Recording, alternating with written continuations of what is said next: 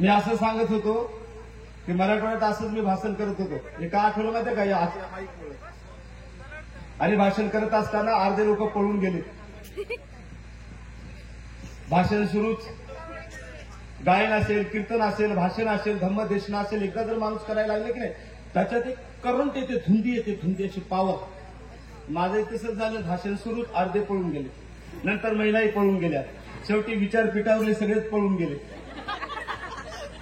कोणीच नाही. शेवटी एक साऊंडवाला माझं भाषण ऐकू लागला, कारण मी त्याला ओळखलं होतं. नंतर मी माझं भाषण थांबविलं. साऊंडवाल्याला म्हणालो, भाऊ धन्यवाद, सगळे पळून गेले, तूच माझं भाषण ऐकतोस, थँक्यू व्हेरी मच. तो म्हणला, दादासाहेब गैरसमज झाला तुमचा, मी काय भाषण ऐकत नाही म्हणून. जो होता तोही असा म्हणाला. मी त्याला प्रश्न केला, मग भाऊ थांबलाच कशासाठी? तो म्हणे, आमच्याकडे चोरीचं प्रमाण फार जास्त आहे, जो हातात माईक आहे तो माझा आहे, नेण्यासाठी थांबलो म्हणे. आपण शब्दाकडे लक्ष द्या. 15 मिनिटं फक्त मी रमाई सांगणार आहे, अत्यंत महत्वाची. तुम्ही ऐकली असेल नसेल मला माहित नाही, आणि म्हणून आपण सर्वांनी शब्दाकडे लक्ष द्यायचं. शब्दाचे 2 अर्थ असतात, बरोबर आहे. जर नाही कळलं की प्रॉब्लेम निर्माण होतो.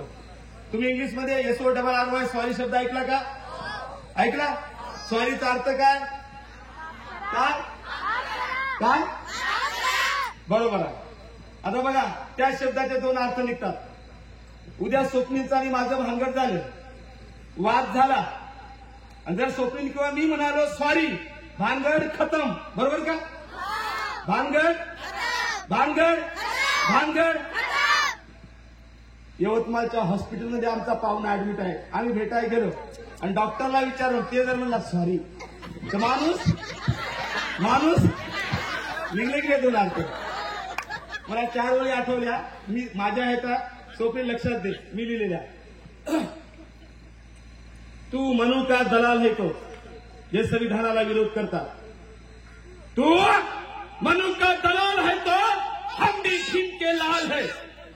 तू मनु का दलाल है तो अरे हम भी भीम के लाल है. तू आर है तो हम भी पार है. हमसे मत टकराना जातिवादियों. तू खंजर है तो हम भी तलवार है. आपण तलवार आहोत की नाही? दादा इकडून दे तू असं इकडून. आपण तलवार आहोत ना? भेटण्यासाठी की जातीवाद्यासाठी? समजणार आहे सर्व.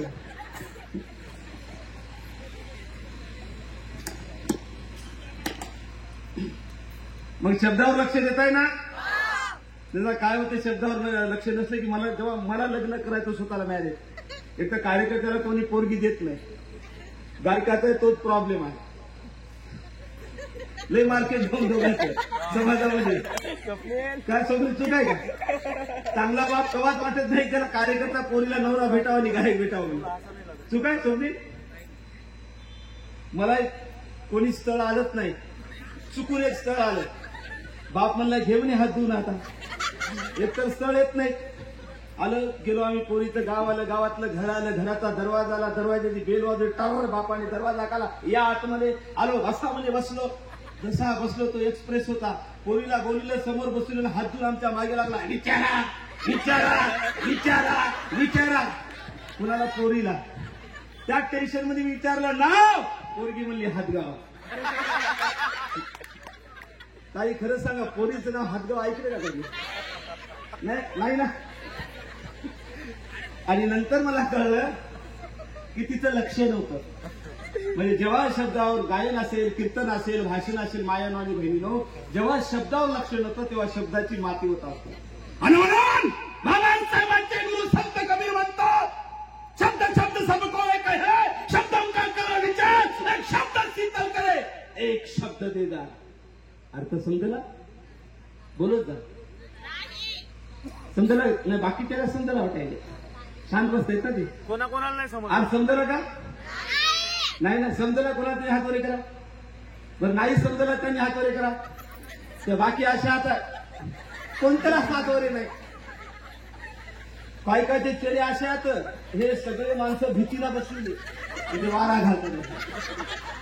रमाई जयंती माहिती आमच्या काय चेहऱ्यावर हसी नाही, 2-3 माणसं फिरून आली माती म्हणते काय खुशी नाही, रिस्पॉन्स नाही, काहीच नाही.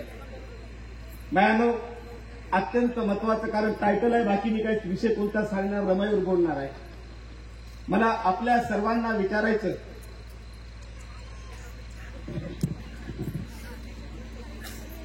ताई तुम्ही कोणाच्या घरात राहता? जे तुमचं घर आहे ते तर आहेच, अंतिम आहे.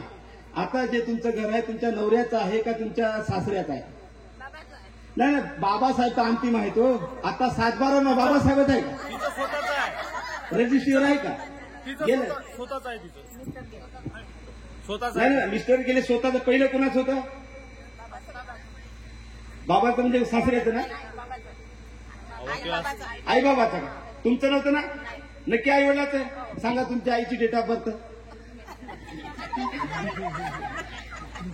जिथं रमाई ताई तुम्ही कोणाच्या घरात राहता? अहो नवऱ्याच्या सर राहतात, दुसऱ्याच्या घरात का मराठा सर का? घरात म्हणजे तुमच्या नवऱ्यानं कमावलेलं आहे का, आज्यानं का, सासऱ्यानं की सासून? सासूरानं. म्हणजे सासू सासऱ्याच्या घरात तुम्ही राहता. शेत आहे का तुम्हाला? नाही ना. घर कोणाचं? सांगा सासऱ्याची डेट ऑफ बर्थ. अरे सासऱ्याच्या घरात राहतात त्याची जन्मतारीख माहित नाही का तुम्हाला? हा, घर सोडा ना मग, त्याची माहित नाही तर घर बरं जमते. रमाईची डेट ऑफ बर्थ विचारा ना, रमाबाईची. ताई तुमचं नाव का? तुमचं घर आहे ताई? तुमचं घर आहे का? तुमच्या पतीनं कमावले का? तुम्ही कमावलेला? सासऱ्याने सासून कमावलं? तुमचं घर कोणी कमावलं? सासूची डेट ऑफ बर्थ, सासऱ्याची डेट ऑफ बर्थ. मायानं थोडं लक्षात घ्या, मी यासाठी सांगतो म्हणजे रमाईचं महत्व तुम्हाला समजेल. बाबासाहेबांच्या लेकीनं विचार करा. तुम्ही सासऱ्याच्या घरात राहता, सासूच्या घरात राहता, त्याची डेट ऑफ बर्थ आपल्याला माहित नाही. घर त्याचं, शेत त्याचं, प्लॉट त्याचा, काय घेऊन देण्याच्या जन्मदिनांकाची आहे का? बरं रमाबाईची डेट ऑफ बर्थ सांगा बरं, हात वर करा. रमाबाई मधात बोलू नको, नाक्षर मधात बोलू नको. 7/2/1898. बाबासाहेबांची डेट ऑफ बर्थ कोणाला माहित आहे? एक जण सांग. 1890. तू नको सांगू. इकडे महिला म्हणा रमाई जयंती आहे, तू काय काम नाही. मेरे अंगणे में तुम्हारा क्या काम आहे? आज रमा माता जयंती आहे. मायानो बाबासाहेबांची डेट ऑफ बर्थ. हा ताई सांगा जोरात. हा चला आता मुद्द्यावर येऊया. बाबासाहेबांच्या लेकीनं विचार करा. ज्या घरात आम्ही असतो ते घर आमच्या सासऱ्याचं, ज्या घरात आम्ही असतो ते घर आमच्या सासूचं, तरी पण आम्हाला डेट ऑफ माय थांब ना करतो भाषा. मग ऐक इकडं, मी गेल्यानं बोलतच बसायचं. ते आत्रे तुटेपर्यंत बोलायले की. ह्यासाठी सांगतो तुम्हाला रमाबाईचं महत्व समजेल. घर देणाऱ्या सासऱ्याची डेट ऑफ बर्थ मला माहित नाही, घर देणाऱ्या सासूची डेट ऑफ बर्थ माहित नाही, पण आम्हाला आमच्या डॉक्टर बाबासाहेब आंबेडकरांची माता रमाईची जन्म तारीख माहित आहे. त्याचं सर्वात मोठं कारण असेल, अरे आमच्या माईबापांनी घर तर सोडून दे, शेती सोडून दे, आमच्या आईबापांनी जन्म दिला. डोळे होते, कान होते, हात होते, पाय होते जेव्हा मायबापाने आम्हाला जन्म दिला. पण त्या डोळ्याला दृष्टी देण्याचं काम माझ्या बाबासाहेबांनी केलं, कानाला आवाज देण्याचं काम माझ्या बाबासाहेबांनी केलं, हाताला ताकद देण्याचं काम माझ्या बाबासाहेबांनी केलं. आणि मग कोणी हार जरी म्हणलं तर कार्य म्हणायची हिंमत आमच्यात झाली. आणि कोणी या गालफाडात मारली तर ही बाबासाहेबाची लेक त्याच्या दुसऱ्या गालफाडात मारते. ही ताकद बाबासाहेबांनी रमाबाई मातेने दिली. म्हणून आम्ही रमा मातेची जयंती साजरी करतो, उगीच नव्हे. एवढे उपकार बरोबर आहे ना. ह्यासाठी टाइमपास किंवा एन्जॉय म्हणून नाही. स्वप्नीलचा जो कार्यक्रम आहे का एन्जॉय म्हणून? नाही ना. विचार करा. आणि मग सगळ्याच काम आहे की लक्ष द्या शब्दावर. शब्दावर जर लक्ष दिलं तर त्या शब्दाचं सोनं होत असते. मी बोलता बोलता विसरलो. बाबासाहेबांचे गुरु संत कबीर बरोबर का? आवाज काढा माझ्या बहिणीनं. मुख्यानाथ मला वाचा दिली बाबासाहेबांनी. संत कबीर आपल्या दोह्यात म्हणतात, शब्द शब्द सबको ये कहे, शब्दों का करो विचार, एक शब्द शीतल करे, एक शब्द देजार. समजलं का? नंदी सारखा हो किंवा नाही म्हणा. समजलं का? सांगा अर्थ. हो म्हणा. मला समजेल नाही 50 वर्षात अजून तर ताई हो म्हणायली. दुआ कोणाला समजत नाही. मायने इकडे बघा. संत कबीरांच्या दोह्याचा अर्थ संत कबीर म्हणतात प्रबोधन 2 प्रकारची असतात. किती प्रकारची? संत कबीर म्हणतात भाषण 2 प्रकारचं असतं. किती? संत कबीर म्हणतात गायन 2 प्रकारचे असतात. पुढे संत कबीर या दोह्यात म्हणतात भाषण कीर्तन असेल, धम्मदेशन असेल, प्रबोधन असेल 2 प्रकारचे असतात. एक भाषण जागे असलेल्या माणसाला झोप येतं. बाबासाहेबांचं भाषण झोपलेल्या माणसाला जाग करतं. संत कबीर म्हणतात मनुवादाचं प्रबोधन, मनुवादाचं गाणं, मनुवादाचं कीर्तन, मनुवादाचं भजन, मनुवादाचं भाषण दिशा असलेल्या माणसाला दिशाहीन करतं. बाबासाहेबांचं प्रबोधन दिशाहीन असलेल्या माणसाला दिशा देतो. ह्यासाठी प्रबोधन, टाइमपास म्हणून नाही.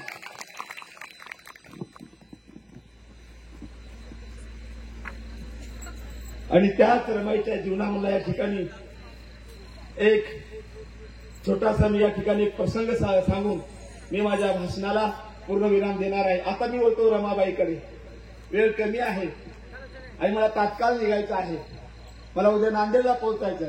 रमाईच्या भाषेत तुम्हाला यासाठी मी सांगायला की तुम्हाला समजलं पाहिजे. तर बऱ्याचदा तर भाषण मी एवढं करतो चक्कर येऊन पडायची पाळ येते. आणि एखाद्या बाईला विचारलं दादासाहेबांचा घळ कसं केलं भाषण? खास केलं. काय सांग तुला काय माहित नाही. मला सांगा असा जर रिजेक्ट असेल काय सांगा बरं. बरोबर आहे की नाही? तुम्हाला सांगता आलं पाहिजे. बघा माझ्या रमाबाई बद्दल मायांनो. ताई कोणती ताई आहे? ताई तुम्हाला किती लेकर आहेत? किती आहे? 3. तुम्हाला ताई? 2. तुम्हाला 3. लक्ष ठेवा पॉइंट वर. रमाई कळेल एवढ्यासाठी सांगायला तुम्हाला रमाईचं महत्व कळेल. रमाईचं महत्व कळण्यासाठी मी तुमच्यापाशी आलो. तुम्हाला किती? 3. माय तुम्हाला मायला किती आहे? 3. तुम्हाला 4. ताई तुम्हाला? तुम्हाला ताई? तुम्हाला 2 आहेत. तुम्हाला ताई? बघा मी सगळ्याची परीक्षा घेतली. 1 2 3 4च्या वर कोणी गेलं का? बरं ज्या ताईला 2 लेकरं आहेत तिला असं म्हणता येईल काही 3 लेकराची माय आहे म्हणून? नवऱ्यावर भरोसा आहे ना? काय सांगा तिकडे एखादा असलं तर. हा मजाकचा भाग झाला. बघा ताई पॉइंट कडे या. कोणती माझी बहीण म्हणते मी 2 लेकराची आई आहे, कोणती बहीण म्हणते माझी 3 लेकराची आई, कोणती बहीण म्हणते माझी 4 लेकराची आई. याच्यावरही गेलं का कोणी? बरोबर. म्हणजे ज्या ताईला 2 लेकरं आहेत तिला 3 लेकराची माय म्हणता येते का? बरोबर आहे. माझी रमाई बघा. एखादी ताई माझी 1 लेकराची आई असेल, 2 3 4 5 लेकराची आई असेल, कशी झाली असेल माझी रमाई या देशातील सगळ्याच लेकराची आई. जगातलं पहिलं उदाहरण. सगळ्याच लेकराची आई होण्याचं भाग्य माता रमाईला लाभलं. बरे फेकत नाही मी ते पुन्हा क्लिअर करतो मी. हा नुसतं सांगायचा विषय नाही. सगळ्याच लेकरा आम्ही माया कशा. मला 2 लेकरं. मग घरी जेव्हा माझ्या लेकरा दूध पाजतो दूध. तिसरं शेजार चाललं की काय म्हणतो ए बघू नको दिसट लागल. म्हणजे आम्ही हलकट आहो की नाही? अहो सगळ्या माया माझ्या माय सगळं. मी जबाबदारीने बोलतो. सगळ्याच माया हलकट असतात कारण ते स्वतःच्या लेकरावर प्रेम करतात. दुसऱ्याच्या लेकरावर करतात का? अरे माहिती पाहिजे रमाबाई सारखी दुसऱ्याच्या लेकरावर प्रेम करणारी.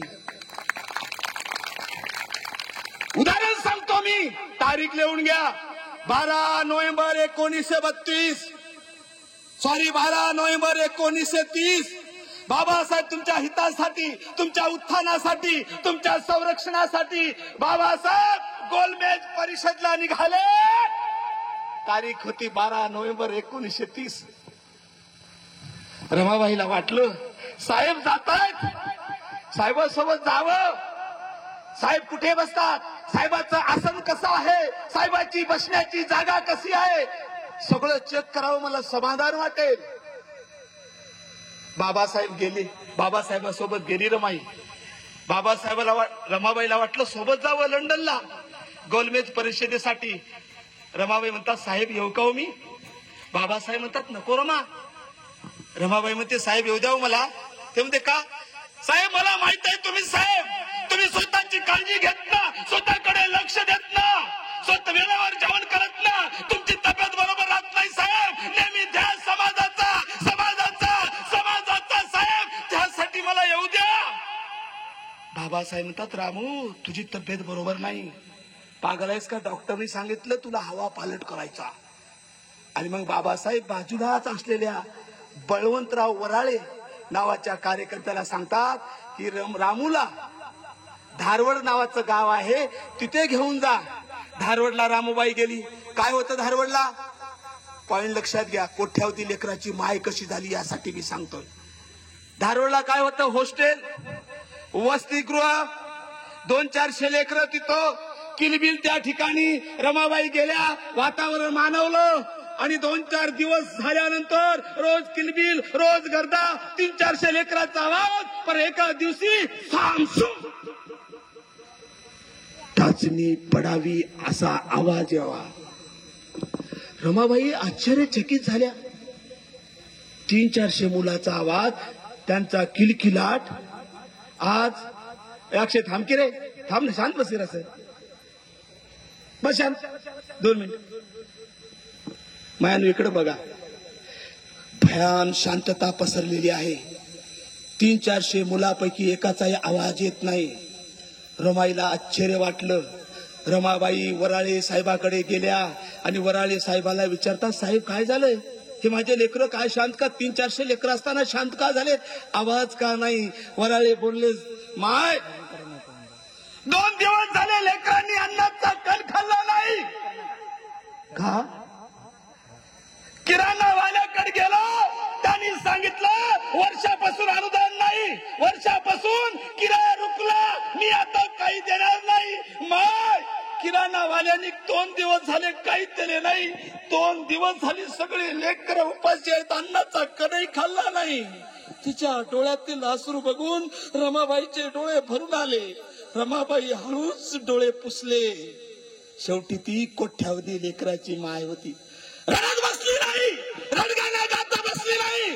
फाडकुळी रमाबाईनी दोन्ही हातात असलेल्या सोन्याच्या बांगड्या काढल्या. वराळे इकडे या, दुकानावर जा आणि लेकरासाठी हाताला शोना.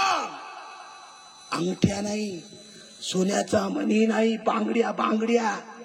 रमाबाईने गहाण ठेवायला सांगल्या आणि महिनाभराचं राशन घेऊन आलं. जसं किराणा दुकानात राशन आणलं, सगळं राशन घेऊन आल्या. पीठ शांत बसली आहे रमाबाई. लाकडं घेतले, चूल पेटली, तवा केला, पीठ चुरलं,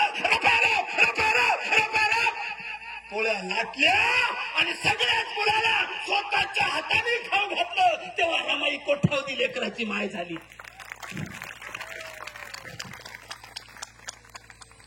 कोठ्यावधी लेकराची माय काय झाली? साल होतं 1932. शेवटचा प्रसंग माझ्या भाषणाचा. काय झालं 1932 माहित आहे का? 1932 बाबासाहेब तुमच्या माझ्या हितासाठी, उत्थानासाठी, उद्धारासाठी, संरक्षणासाठी गोलमेज परिषद यशस्वी करून मायदेशी परत आले. जसे मुंबईला आले, जहाजाने आलेत, तेव्हा सगळे लोक आमचा बाप आला, आमचा बाप आला, आमचा बाप आला.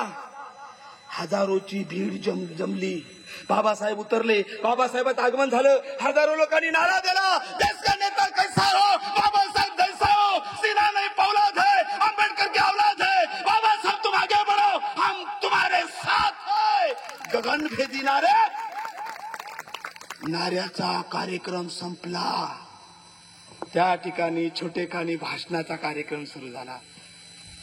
कोठ्यावधी लेकराची माय कशी असते बघा. आम्ही बघा जसा भाषणाचा कार्यक्रम सुरू झाला, गणा शस्त्रबुद्धे नावाच्या व्यक्तीने सूत्रसंचालन केलं. जसा आमचा रावण सूत्रसंचालन करत होता. काय बोलला? शब्द लक्षात घ्या, फारच खतरनाक आहेत. गणा शस्त्रबुद्धे काय म्हणतात? गंगाधर निळकंठ शस्त्रबुद्धे. मला समजलं नाही. ए दीदी थांब बेटा, सांग बस. गणा शस्त्रबुद्धे जे माईक हातात घेऊन सूत्रसंचालन करत होते ते काय म्हणत होते मला काही कळलं नाही. अहो, जेव्हा बाबासाहेबांचं आगमन झालं तेव्हा सगळे लोक पुढे पुढे करत होते. जेव्हा बाबासाहेबांचा सत्कार करायचा होता सगळ्यांनी सत्कार केला, पण बाबासाहेबाची पत्नी अर्धांगणी असून रमाबाईने शेवटी का सत्कार केला बाबासाहेबाचा? नंबर 1 आणि नंबर 2 प्रश्न. रमाबाईचा सत्कार करताना रमाबाईने बाबासाहेबाचा चेहरा बघितला नाही, पायाकडे बघितलं. शस्त्रबुद्धे म्हणतो की रमाबाईने 2 प्रश्नाची उत्तर द्यावी. 1, बाबासाहेबाची बायको असून बाबासाहेबासोबत का मिळवलं नाही, पहिला सत्कार का केला नाही, आणि चेहरा का नाही बघितला? मायानो विचार करा. साधी कंडक्टरची बायको असली की तिला वाटतं शेजारच्या बाईनं म्हणावं अहो कंडक्टरीन बाई, वाटते की नाही? साधा डॉक्टर असेल BHMS वाला त्यालाही वाटतं शेजारच्या बाईनं म्हणावं अहो डॉक्टरीन बाई, नाही वाटते की नाही? इंजिनियरच्या बायकोला वाटते शेजारच्या बाईनं म्हणावं अहो इंजिनिअरिंग बाई. आणि भंगारवाल्याच्या बायको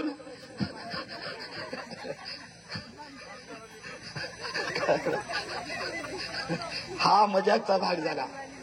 मायांनो, साध्या कंडक्टरच्या बायकोला वाटतं शेजारच्या बाईने म्हणावं अहो कंडक्टरीन बाई.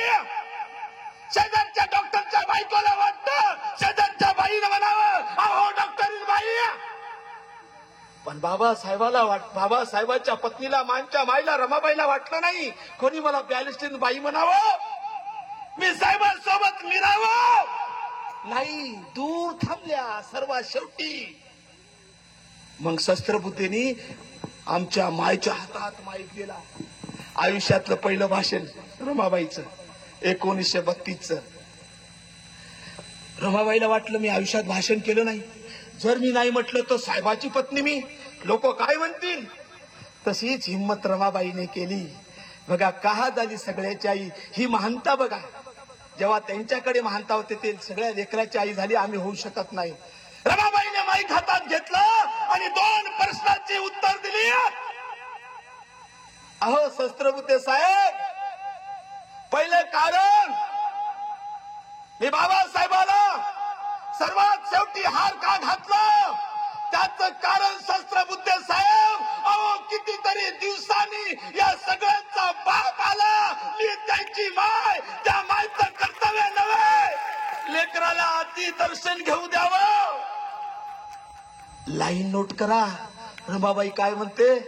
अहो कितीतरी दिवसांनी बाप आला लेकरायचा, त्या माईचं कर्तव्य नव्हे की अगोदर लेकराला दर्शन घेऊ द्यावं. शस्त्रबुद्धे साहेब तेच मी केलं, सगळ्या माझ्या लेकराला दर्शन घेऊ दिलं आणि मग मी शेवटी बाबासाहेबाकडे आले.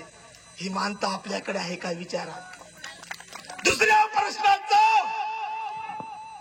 उत्तर विचारलं, चेहरा का बघितला तुम्ही नाही, असा हार घातला रमाबाईकडे. नजर बाबासाहेबांच्या पायाकडे. रमाबाई उत्तर देत काय म्हणतं? साहेब, अहो मी अडाणी, उपास तापास करणारी, देवा धर्माला मानणारी, तुम्ही मानता का? मानता का? मानता का? मानता का? परीक्षा घेऊ काय? मानता की नाही ते? चला आता सावित्रीबाई फुलेचा परीक्षा घ्यालो, जिथं नारा द्यायचा तिथं विजय असो म्हणायचं. आता बघू ता आणि आवाज काढा, तिकडे मुरदाडासारखं बसू नका. सावित्रीबाई फुलेचा, मा जिजाऊचा, मा भीमाईचा, मा रमाईचा, राधे माचा. काय हात अर्ध्याचा चांगलं की नाही? विचार करा, कुठे द्यायचा विजय असो हेच कळत नाही आम्हाला. ब्रेकच नाही, कोणाचाही विजय असो.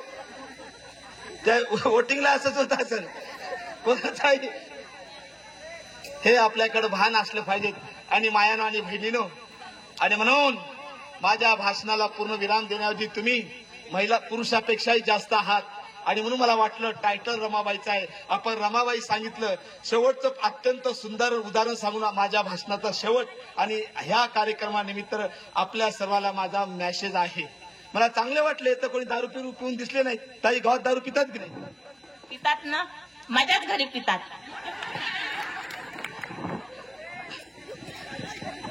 बरं ताई दारू पिल्यानंतर त्याला कळते की नाही? कळते. ताईनं बरोबर ओळखलं बरं, कारण मी आता येत होतो. हे कोणतं गाव? इथं कार्यक्रम आहे मांगुळला. आम्ही चहा घेतला आणि एक दारू पिणार चौकात आलं काय म्हणाले, जे कोणी माझं काम करेल त्याला मी 1 लाख देईन. ओरडाले त्या बोंबलायला तिथं, जे कोणी माझं काम करेल मी त्याला 1 लाख रुपये देईल. किती? जे कोणी माझं काम करेल 1 लाख रुपये देईल. ते कैलास आला माझ्यासोबत, त्याला वाटलं 1 लाख रुपये कमवायचे. तो दारू पिणाऱ्याला गेला. भाऊ म्हणे आपले होते द्यायचे. कोणाचे होते? आपले असते भुकणार आहेत आपल्यावर. शेवट 5 मिनिटं अजून स्वप्ने पाणी घ्या.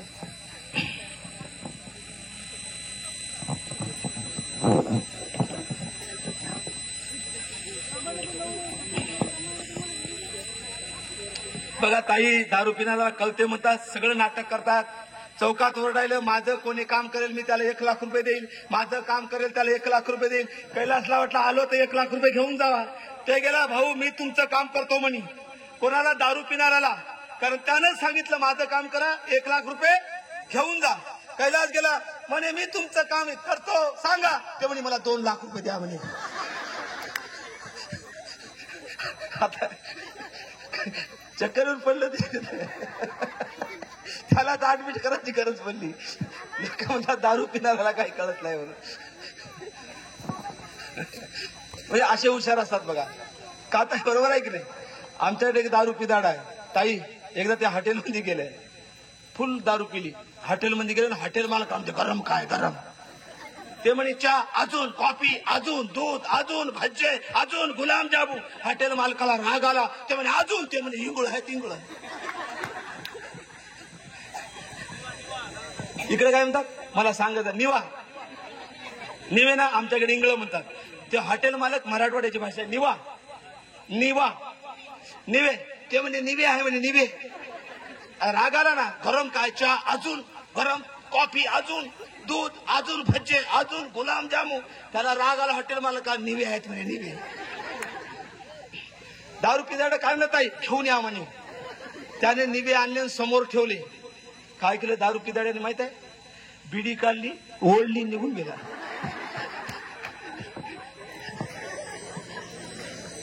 शेवट माझ्या भाषणाचा, मायानो आणि बहिणींनो, या कार्यक्रमाचं व्याख्यान आहे. त्या कार्यक्रमाच्या निमित्ताने मला खूप काही बोलायचं होतं, पण परिस्थितीचं भान राखून वेळ खूप झालेला आहे.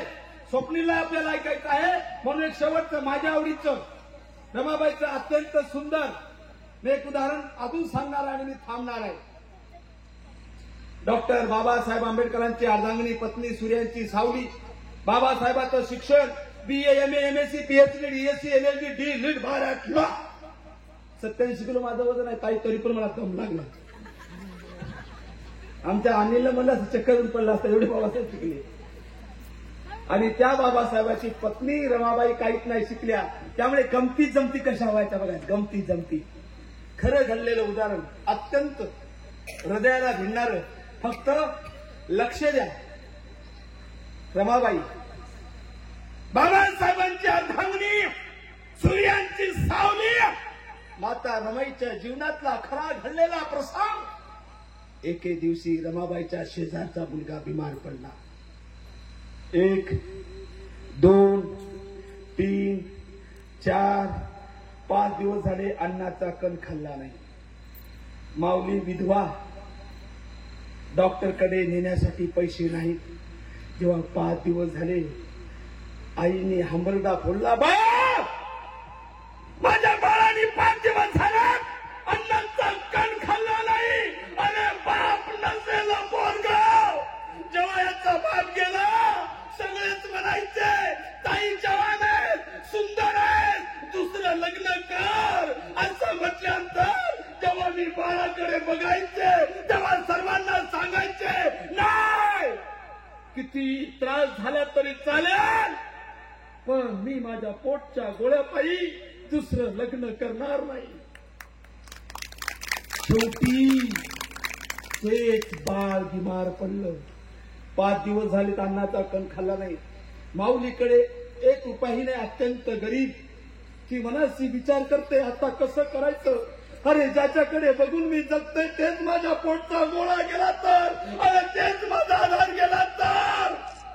अशी माऊली रडत असताना तिला सहज आठवतं काय, अरे शेजारी बाबासाहेबांचं घर आहे, माय रमाई आहे, माईकडे जाऊन काहीतरी पैसे मागूया. माऊली गेली. माता रमाई पुढे दोन्ही हात जोडले आणि म्हणाली, आई माझ्या लेकरांनी 5 दिवस झाले अन्नाचा कण खाल्ला नाही, डॉक्टरकडे नेण्यासाठी काही पैसे देशील का. तिच्या डोळ्यातील अश्रू बघून रमाबाईच्या डोळ्यात जमा झाले. हळूच रमाबाईने पुसून टाकले आणि तिला शब्द हो देईल ना, जशी रमाबाई म्हटली देईल ना. माऊलीच्या चेहऱ्यावर हास्य फुललं. पण प्रत्यक्षात पैसे द्यायची वेळ आली की पिशवीत हात घातला. काय झालं माहित आहे, रमाबाईच्या हृदयाचे ठोके ठाक ठाक ठाक ठाक वाढायला लागले. का, रमाबाईला वाटलं मी तर शब्द दिला, माझ्या पिशवीत 1 रुपया नाही. विचार करा मायानो, मला तुम्हाला प्रश्न विचारायचा. आता तुमच्या सर्वांच्या पिशव्या तपासल्या ना, 2-3 लाख निघतील की नाही, निघतील की नाही. अरे आवाज काय, मुद्द्या काढायची नाही. तुमच्याकडे आता तपासले निघतील की नाही, पैसे निघतील ना. पण तुमच्या नवऱ्याला गावाच्या बाहेर तरी कोणी ओळखीचे का. ती तर बाबासाहेबांची अर्धांगिनी हो. सगळं जग बाबासाहेबांना ओळखत होतं. त्या दालिचराची पत्नी पिशवीत 1 रुपया नाही. रमाबाईला वाटलं आणि मी शब्द दिला, आता कसं करायचं. पिशवीत 1 रुपया नाही. रमाबाई असा मनाशी विचार करतय, काय सांगू तिला, ती तर रडतय. असा रमाबाई विचार करताना मग रमाबाईला आठवतं, अरे अडाणी रमाबाई ही तर म्हणते डॉक्टरकडे न्यायचं. बाबासाहेब एवढं डॉक्टर कोणी मोठा आहे का, एवढा डॉक्टर मोठा आहे का कोणी नाही. बाबासाहेब एवढा डॉक्टर आहे का. बरं बाबासाहेब डॉक्टर म्हणायची की नाही, डॉक्टर बाबासाहेब आंबेडकर, बरोबर आहे ना. तेवढा मोठा डॉक्टर आहे का, तालुक्याला आहे का, जिल्ह्याला आहे का, महाराष्ट्रात आहे का, भारतात आहे का. अडाणी रमाबाईला वाटलं आणि एवढा मोठा डॉक्टर घरीच आहे की, डॉक्टर बाबासाहेब आंबेडकर. हळूच रमाबाई त्या माऊलीला म्हणते, अगं वेळी आहेस का, कशाला दुसऱ्या डॉक्टरकडे, घरचे डॉक्टर आहेत ना. अगं सारंच बाबासाहेबाला म्हणतो डॉक्टर बाबासाहेब आंबेडकर, डॉक्टर बाबासाहेब आंबेडकर. ती अडाणी, तिलाही खरं वाटलं, खरंच बाबासाहेब सगळे डॉक्टर म्हणतात, बरोबर आहे. साहेबाला येऊ दे, येतच लेकराला तपासतील. ती म्हणे असं काम आहे हो. दोघी बाबासाहेबाची वाट बघतात. बाबासाहेबांचं आगमन झालं. आगमन झाल्याबरोबर बाबासाहेब नेहमीप्रमाणे म्हणतात, रामू पाय धुण्यासाठी पाणी दे ग. जसे बाबासाहेब म्हणाले पाय धुण्यासाठी पाणी दे, रमाबाई म्हणतात, रामू साहेब पाय धुयायचं राहू द्या, बाजूचा पिंट्या बिमार पडला, त्याला तपासा, त्याला इंजेक्शन द्या, त्याला गोळ्या द्या. बाबासाहेब थोडे आश्चर्यचकित होतात. चला मी जग पालती घातलं, बाबासाहेब इंजेक्शन द्या कोणी म्हटलं नाही. म्हटलं का, कोणा पुस्तकात आहे का. तपासा म्हणूनही कोणी म्हटलं नाही, गोळ्या द्या म्हणूनही कोणी म्हटलं नाही. काय झालं रामूला, म्हणे तपासा, इंजेक्शन द्या, गोळ्या द्या. बाबासाहेब रमाबाईला सांगतात, अगं रामू मी माणसाचा डॉक्टर नाही. रमाबाईला सांगलं बाबासाहेबांना. रमाबाई अडाणी असल्यामुळे कशा गमती जमती झाल्यात बघा. जसे बाबासाहेब म्हणतात, रामू मी माणसाचा डॉक्टर नाही. अडाणी असली रमाबाई बोलून गेली, काय बोलता म्हणे साहेब, मी माणसाचे डॉक्टर ना तर ढोराचे डॉक्टर आहात का. बाबासाहेब पुन्हा आश्चर्यचकित होतात. काय झालं रामूला, माणसाचे ना तर ढोराचे डॉक्टर आहात का. त्याचंही उत्तर बाबासाहेब रमाबाईला सोप्या भाषेत सांगतात, रामू हा तुझा बाबासाहेब माणसाचाही डॉक्टर नाही. रामू रामू हा तुझा बाबासाहेब ढोराचाही डॉक्टर नाही. रामू हा तुझा बाबासाहेब पुस्तकांचा डॉक्टर आहे. रामू हा तुझा बाबासाहेब पुस्तकांचा डॉक्टर आहे. रामू समजलं असेल त्या रमाबाईला, समजलं असेल ना. बोलत जा माझ्या बहिणीनं, समजलं असेल का. दुकान राहिले काय, 2 मिनिटं शेवट माझ्या भाषणाचा. जसे बाबासाहेब म्हणतात मी कशाचा डॉक्टर आहो, कशाचा. मी तुम्हाला चेक करायला की झोपी घ्या काय म्हणून, बाकी काय नाही बरं माझा उद्देश. काय कायला हुगर झोपायची सवय असते. आमच्याकडे माणूस आहे ताई ते डोळे उडे घेऊन झोपते असे तर बरं असं लोकांना वाटते आहे काय टेन्शन नाही. बाबासाहेबांनी सांगितलं मी पुस्तकांचा डॉक्टर आहे. समजलं रमाबाईला नाही. जसे बाबासाहेब म्हणतात मी पुस्तकांचे डॉक्टर आहो. तिसरा प्रश्न आमच्या माईंनी केला रमाबाईंनी आणि बोलली काय, साहेब तुम्हाला वाटतं या रामूला काही समजत नाही म्हणून. म्हणे पुस्तकांचे डॉक्टर. डॉक्टर साहेब मला एक सांगा, पुस्तकाला ताप येतो, पुस्तकाचं डोकं दुखतं, पुस्तकाला शुगर होतं, म्हणे पुस्तकांचे डॉक्टर. काय अवघड प्रश्न. काय बोलली रामू, म्हणे पुस्तकांचे डॉक्टर. डॉक्टर साहेब मला सांगा, पुस्तकाला ताप येतो, पुस्तकाचं डोकं दुखतं, पुस्तकाला कॅन्सर होतं, पुस्तकाला शुगर होतं, म्हणे पुस्तकांचे डॉक्टर. शेवटचा लाईन ही माझ्या भाषणाचा शेवट आहे. शेवटची लाईन हाच माझ्या भाषणाचा तुम्हाला संदेश आहे. अत्यंत मनपूर्वक ऐकायचं आणि नंतर स्वप्नीचा कार्यक्रम होईल.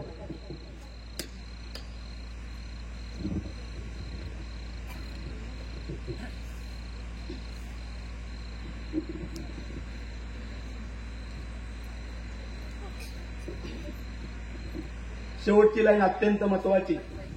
रमाबाईंनी प्रश्न केला, पुस्तकाला ताप येतं, डोकं दुखतं का, कॅन्सर होतं का, शुगर होतं का, इत्यादी इत्यादी. बाबासाहेब चिडले तेव्हा बाबासाहेब रागात आले. बाबासाहेबाला राग आला. रमाबाईला मी समजावून सांगतो, रामूला मी समजून सांगतो. रामू प्रश्नावर प्रश्न, प्रश्नावर प्रश्न. बाबासाहेब चिडले. बाबासाहेबांच्या डोळ्यात आग उतरली. रागात आलेले बाबासाहेब रमाबाईच्या शेवटच्या प्रश्नाचं उत्तर देतात, जो माझ्या भाषणाचा शेवट आहे. बाबासाहेब म्हणतात की रामू तुला माहीत नाही, या उलट्या संस्कृतीच्या देशामधलं एक जरी पिसाळलं पुत्र माझ्या माणसाला चावलं रामू, माझं एकच माणूस पिसाळलं होईल. बाबासाहेब रमाबाईला समजावून सांगतात, रामू तुला माहीत नाही, या उलट्या संस्कृतीच्या देशामधला एका निर्विचारीला माझ्या माणसाला चावलं रामू, माझं एकच माणूस मरेल. पण रामू या उलट्या संस्कृतीच्या देशामधलं एक जरी पुस्तक मनवादी विचाराचं, ब्राह्मणवादी विचाराचं माझ्या एका जरी माणसाला चावलं रामू, माझा समाजच पागल होईल ग. आणि म्हणून त्याच रोगापासून वाचण्यासाठी तुझा बाबासाहेब रामू पुस्तकांचा डॉक्टर झाला. रामू हा तुझा बाबासाहेब पुस्तकांचा डॉक्टर झाला. रामू हा तुझा बाबासाहेब पुस्तकांचा डॉक्टर झाला. तुम्हाला मला मनोवादी रोगापासून वाचण्यासाठी बाबासाहेब पुस्तकांचे डॉक्टर झाले. माया आणि बहिणींनो, पोराला कलेक्टर करा, पोराला इंजिनियर करा, पोराला तहसीलदार करा. नाही झालं तर ज्या समाजात जन्मलो त्या समाजाचं देणं म्हणून एक हातात शिवांची नंगी तलवार आणि एक हातात बाबासाहेबांची पेन घेऊन माझ्या माया भजर आणि अत्याचार करण्याच्या मायला घोड्या लावण्यासाठी भीम टायगर सेलला दान करावं एवढं सांगतो. जय भीम. डॉक्टर